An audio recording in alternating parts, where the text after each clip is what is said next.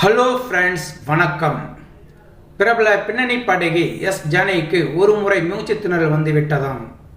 அப்போது அவர்கள் அமெரிக்காவில் செய்த சிகிச்சையும் தொடர்ந்து இந்தியாவில் வந்து கச்சேரியில் பாடி சாதனை செய்தது பற்றி பிரபல தயாரிப்பாளர் தெரிவித்துள்ளார். அமெரிக்காவில் கச்சேரிக்காக போனவர் ஜானகி அம்மாள். மறுநாள் கச்சேரி, முதல் நாள் இரவு மூச்சுத் திணறல் வந்துவிட்டதாம்.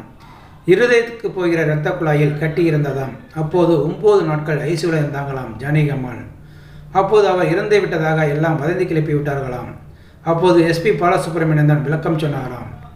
அதன் பிறகு சாதாரண வார்டுக்கு மாற்றப்பட்டாராம் எஸ் ஜானகி அம்மாள். இந்தியாவுக்கு சிகிச்சை முடித்து திரும்பியதும் மறுநாள் கச்சேரி.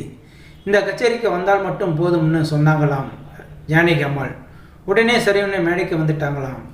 ஒரே ஒரு கடல் வாழ்த்து மட்டும் பாட முடியுமான்னு கேட்டாங்களாம். இந்த அம்மாவும் தைரியமாக கடல் வாழ்த்தை பாடி முடித்தாங்களாம். அந்த கடல் வாழ்த்தை முழுமையாக பாட முடியுமான்னு எனக்கு தெரியலை. ஆனால் அதுக்கு அப்புறம் 9 பாடல்களை பாடி முடித்தாங்களாம். இது இறைவனோட சக்தி, அந்த பாபாவோட சக்தி என்றெல்லாம் ஜானகி அம்மாள் சொன்னாங்களாம்.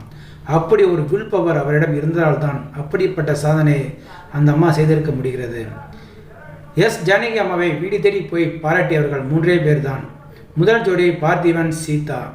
புதிய பாதைக்காக வீடு தேடி போய் பாராட்டினார்களாம். அடுத்ததாக மலரே மௌனமா மௌனமே என்ற பாடலை பாடியதற்காக அர்ஜுன் போய் பாராட்டினாராம். இவ்வாறு அவர் தெரிவித்துள்ளாராம்.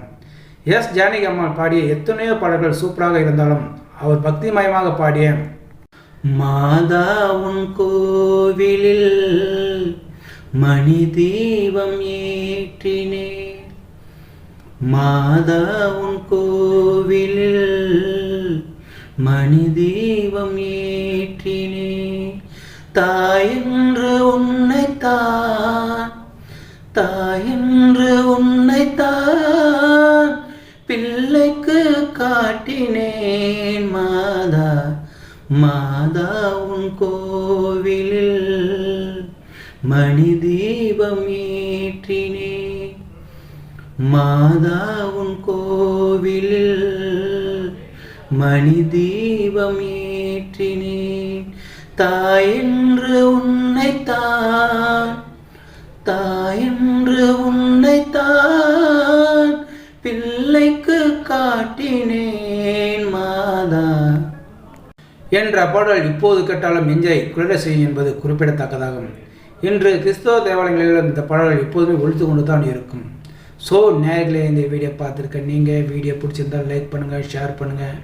வீடியோ பற்றின கருத்துக்களை கமெண்ட் பாக்ஸில் கமெண்ட் பண்ணுங்கள். அப்படியே பக்கத்தில் இருக்கிற பெல் சிம்பை கிளிக் பண்ணுங்கள். அப்போ தான் போடுற வீடியோ அடிக்கடி வந்து ரீச் ஆகும். மறக்காமல் சேனலை சப்ஸ்கிரைப் பண்ணுங்கள். தேங்க்யூ, வணக்கம்.